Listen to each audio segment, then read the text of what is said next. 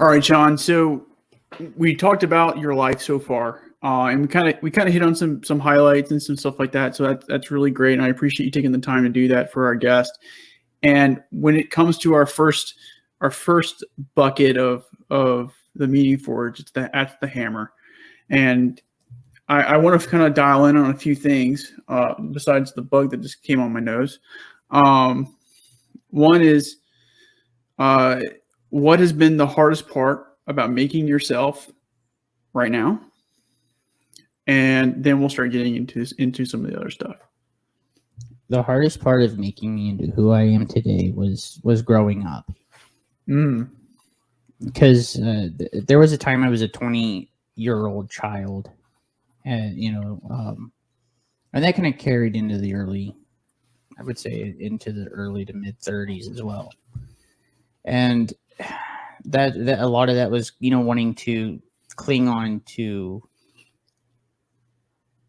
to adolescence in a sense. One of the things I don't really talk a whole lot about is so I lost my mom when I was 20 and my dad before I was 21. So they died within 14 months of each other. My mom to breast cancer, and my dad kind of died of an aneurysm in his sleep.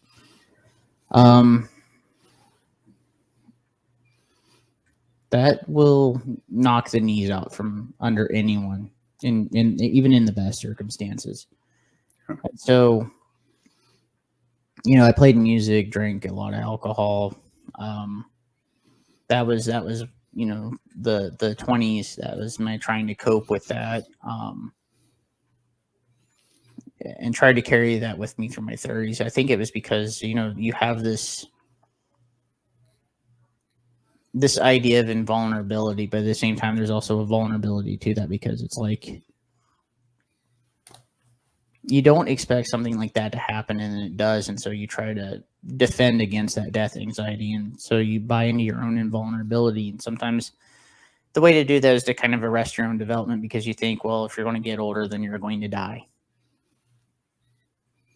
And that's not the right way of doing anything, because all that does is it basically, you try to absolve yourself of any responsibility for yourself so that you can go out, have a good time, and try to live your life, let's say. But you're not really living. All you're doing is living a lie, because as people don't get so thrilled about you when you get into your 30s to your mid 30s, and you're still trying to act like you're 19 or 20 and invincible and bulletproof and all of that. Because at that point, it's like, come on, you're an adult. It's time to kind of get that sorted out and get you on the right path somewhere, so that you could at least make something of yourself, rather than just being stuck in the arrested development stage of trying to be like a 40-year-old teenager. There's nothing really good about that.